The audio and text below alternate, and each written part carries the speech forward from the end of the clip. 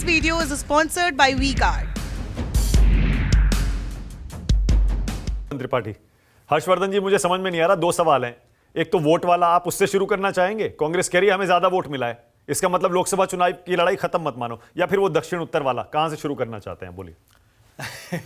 नहीं मानक जी, मुझे तो हंसी आ रही है पहले, और हंसी इसलिए आ रही है कि जब हम कहते हैं कि वोट बहुत ज़्यादा हो गया, या उत्तर दक्षिण में कहाँ कांग्रेस पार्टी है, कहाँ भारतीय जनता पार्टी है, तो मुझे कि तमिलनाडु के प्रदेश अध्यक्ष हैं के अन्नामलाई, भारतीय जनता पार्टी के, उनकी एक पोस्ट है, और उन्होंने उसमें, वो लंबी पोस्ट है, उसमें उन्होंने बताया है कि कैसे कटिपल्ली वेंकट रमन रेड्डी, इन्होंने के चंद्रशेखर राव और रेवंत रेड्डी दोनों को निपटा दिया है। ये के अन्नामलाई का ट्वीट है, तमिलनाडु भारतीय जनता पार्टी के प्रदेश अध्यक्ष हैं।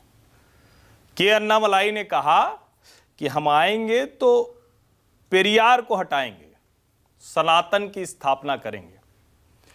1947 में भारत आजाद हुआ, उसके बाद से आज तक ऐसी आवाज दक्षिण के गढ़ में, दक्षिण भारत में किसी नेता की नहीं हुई। कांग्रेस पार्टी द्रविडियन पॉलिटिक्स के सामने आत्मसमर्पण कर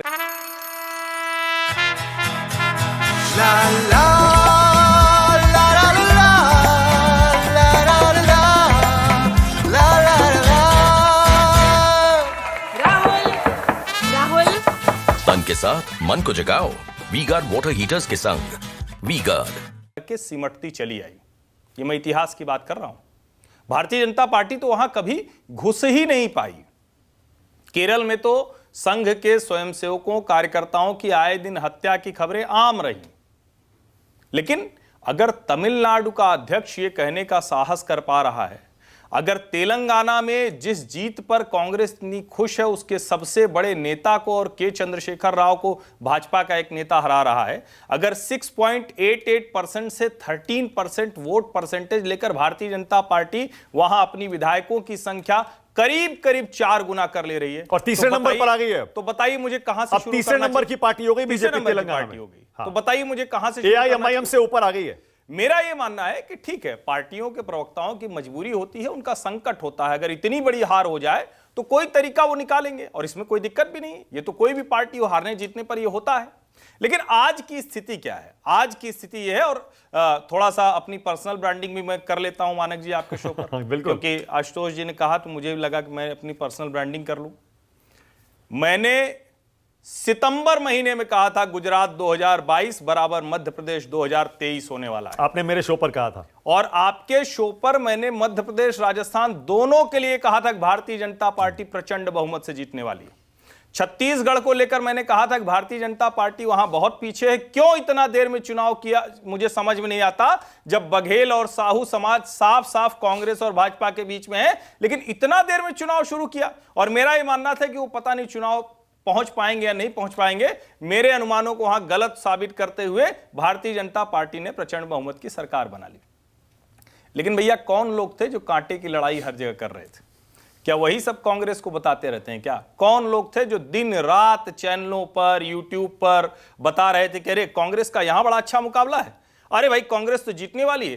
क्या कांग्रेस की पूरी सलाहकार मंडली वहीं से हो गई है क्या? अरे कौन लोग हैं? नहीं, तो गलत हो गए। बात पूरी करने दीजिए। कौन लोग हैं जो बता रहे थे अरे शिवराज को तो नरेंद्र मोदी, अमित शाह ने अपमानित कर दिया, अब तो भाजपा खत्म?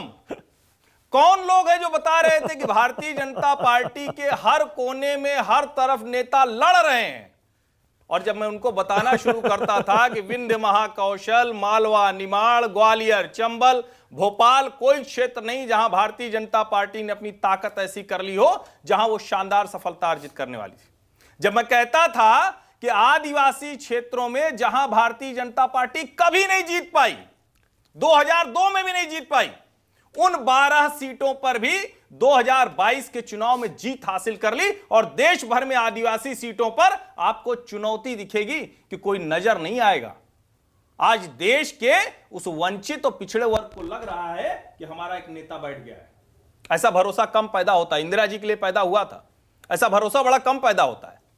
मुझे लगता है कि आज ये समय है जब निश्चित तौर पर विपक्षी पार्टियों को सोचना चाहिए। लड़ाई तो देखिए राजनीति है, आज कोई जीतेगा, कल कोई जीतेगा, परसों कोई जीतेगा, लेकिन सोचना चाहिए कि राजनीति वो करेंगे या राजनीति हमारे जैसे पत्रकार टीवी पर बैठ के उनको सिखाएंगे। नेता होता है, पत्रकार का काम उसका विश्लेषण करना होता है। ये दोनों फर्क अगर कांग्रेस नहीं ठीक से समझेगी तो फिर पिटेगी, फिर उसका संकट बढ़ेगा। आशुतोष जवाब देना चाह रहे थे, बोलिए आशुतोष।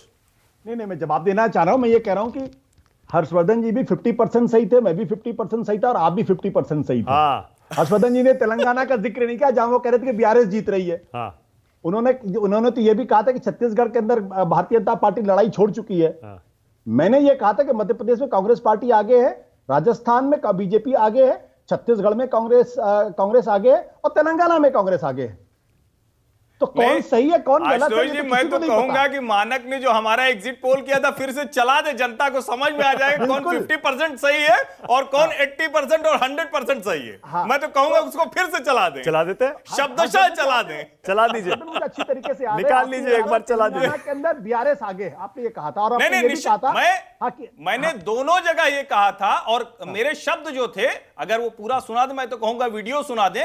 मैंने कहा था कि बीआरएस चुनाव जीतती हुई दिख रही है, फ्रीबीज पॉलिटिक्स की चैंपियन, मुस्लिम अपीजमेंट की चैंपियन, उसके बावजूद कांग्रेस का शानदार मोमेंटम है, हो सकता है कि वहां वो जीत जाए। ये मेरे शब्द थे, चाहेंगे तो मानक उसको फिर से अभी चला देता हूं। 2024 के इलेक्शन में हर्षवर्धन त्रिपाठी बीजेपी की इस समय आप कितनी सीटें देख रहे हैं? आज की तारीख में भारतीय जनता पार्टी जहां खड़ी है 350 सीटें भारतीय जनता पार्टी जीतेगी। 350। बीजेपी की अकेले 350। मैं बीजेपी की अकेले बात कर रहा हूं। कहां से आएंगी? मैं बता रहा हूं, मैं लड़ाई में कोई टिकने वाला नहीं है और उसकी सबसे बड़ी वजह जानते हैं क्या है? जब आप वोटों को लेकर संतुष्ट होने लगते हैं तो मुझे अमित शाह का 2019 चुनाव के बाद का ये देखिए ऊपर 2022 चुनाव के बाद का अमित शाह ने कहा कि हम इसकी लड़ाई लड़ ही नहीं रहे कि कौन किसके साथ है। आशुतोष का भी चला अमित शाह ने कहा कि हम 50% मतदाताओं को अपने साथ लाने की लड़ाई लड़ रहे हैं और कमाल देखिए कि जो चुनाव हो रहे हैं धीरे धीरे भारतीय जनता पार्टी उस तरफ बढ़ रही है। आपको पता है 150 से अधिक सीटों पर भारतीय जनता पार्टी के मतों का अंतर जीत हार का वो 2 लाख के नजदीक पहुंच जाता है। आप सोचिए कि जिन सीटों पर कोई कास्ट कॉम्बो नहीं पकड़ पाता है उस कास्ट कॉम्बो को पूरी तरह से ध्वस्त करते हुए वहां 60% तक वोट हासिल करते हैं।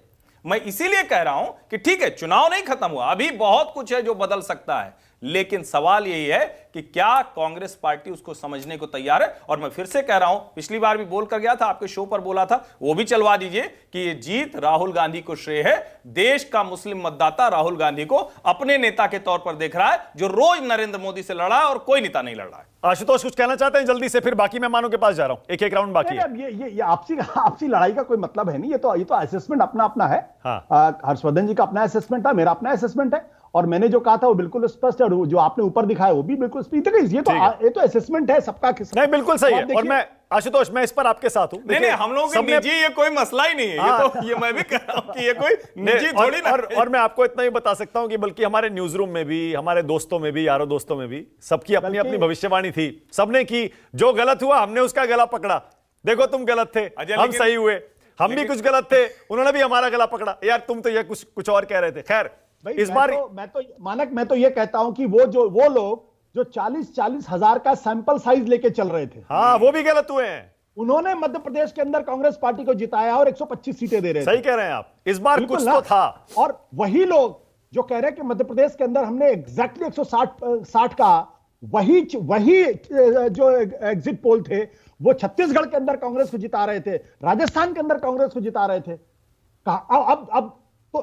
अब क्या उन लोगों को माफी मांगनी चाहिए? अरे भाई ये प्रोफेशनल काम है। हाँ, सही अगर आप बैड इंटेंशन के साथ कोई काम करे तो जरूर माफी मांगनी चाहिए, लेकिन अगर आपने ईमानदारी से आकलन किया तो ये चिंता की बात इसलिए है क्योंकि सारी जो पार्टियां हैं वो भी एजेंसियों को फीडबैक के लिए करती हैं। और अगर एग्जिट पोल्स का ये हाल हो रहा है तो आप सोचिए कि फिर पार्टियों के लिए भी संकट है ना, सिर्फ चैनलों के लिए थोड़ी ना है, पार्टियों। और मैंने पिछले जिस दिन हम लोग एग्जिट पोल में बैठे तो मैंने ये भी बात कही थी कि सचमुच पार्टियों को सोचना चाहिए कि इतना कैसे हवा वो नहीं भांप पा रहे हैं। मध्य प्रदेश में पहले दिन से मुझे दिख रहा था भारतीय जनता पार्टी की हवा चल रही है। राजस्थान में मैं कह रहा हूं कि 140 पे खड़ी बीजेपी नीचे आ रही है, क्योंकि उसके अंदर के अपने अंदर की कुछ मुश्किलें थी। और वो देखिए कई पार्टी, कई नेता, इनके कई प्रदेश अध्यक्ष, जिलाध्यक्ष के यहां सीटें हार गए, कई बड़े दिग्गज नेता हार गए। तो मुझे लगता है कि ये इतना ना दिखे तो ये बड़े आश्चर्य की बात है। हाँ बिल्कुल सही है। ओके, मेरे पास टाइम अब खत्म हो जाए, मैं अपने पैनलिस्ट को एक मिनट देना चाहता हूं। आनंद दुबे पहले आप। This video is sponsored by WeGuard.